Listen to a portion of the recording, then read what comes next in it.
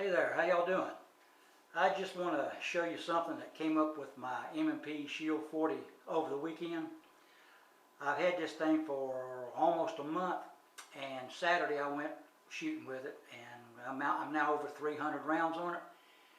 And I came home yesterday and was taking it apart to clean it. And I want to show you something that happened. Excuse me. Got the problem solved now, but I just want to show you what happened.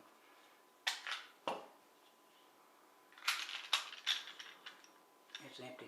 I'm going to take it apart for you, show you what I'm talking about. Well, I thought it was. There we go. Alright, I got her apart now. When I came back and I was cleaning it, took it all apart, and I got to put my ballast all down in here, and I took a steel brush and was brushing across here back and forth, and I heard something go ping and hit the floor, and I went, what in the world is that? So I looked down on the floor. I don't know if you can see this or not. Can you see that? That is the seer lever. Goes, well, I don't know if I can position this thing right, but goes down in here like this, and what it does, it has nothing to do with the safety. It has nothing to do with the firing of the gun.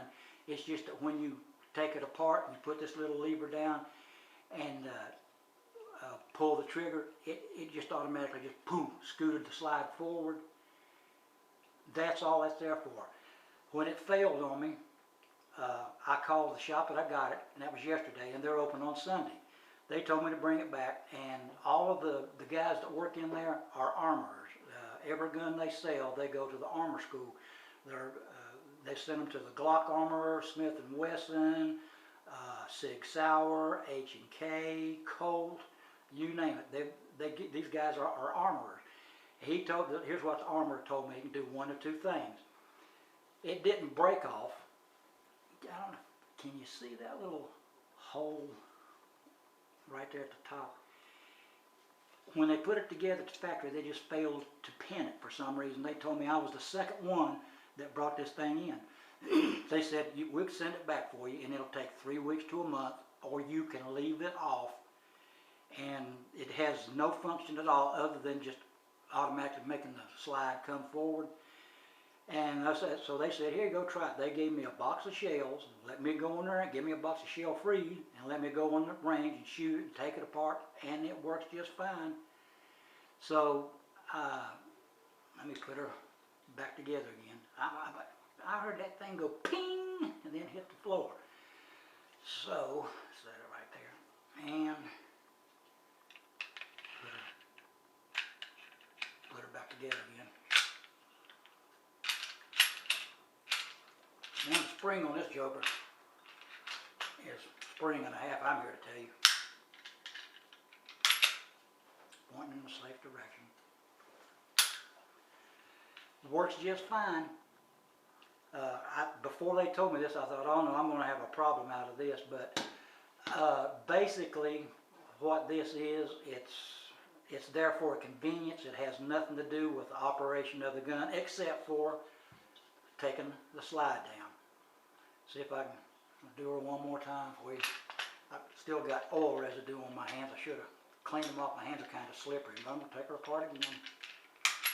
Now, when the seer pin was in there, all you had to do was pull the trigger and it would, boom, automatically come off. But now what you have to do is you have to bring it back, and when you pull the trigger, it just breaks down like a Glock. That's all this thing does. But it's not a hindrance. As a matter of fact, got the same speed of taking apart. And so I wanted to show you guys this. I know some people, if that happened to them, they want it sent it back just like they got it from the factory, and I understand that. I've got no problem with that. But I weighed the options. Do I want to send this thing back and wait 3 weeks to a month or longer for them to put a part in that's not going to make one bit of difference whatsoever? A lot of people would say, well, they put it on there for a reason, it's got to be there. Well, I understand what you're saying, but I'm telling you, it operates just as fine without it. It has nothing to do with the safety again. It has nothing to do with the shooting capability. She works just fine. So basically, what I was wanting to do, if any of you had a problem with the Shield, I don't know if the 9mm does that, but they said I was the second one with the 40 Shield that had that happen to. I just wanted to show you, you know, you don't need to wig out unless you absolutely want to send it back and have it done.